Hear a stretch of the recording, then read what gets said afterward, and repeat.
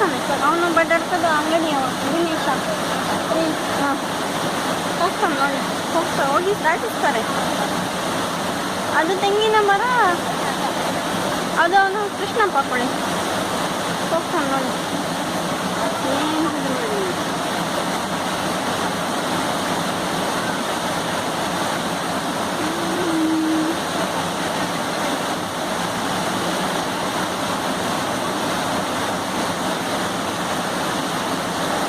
ಈಚೆ ಬನ್ನಿ.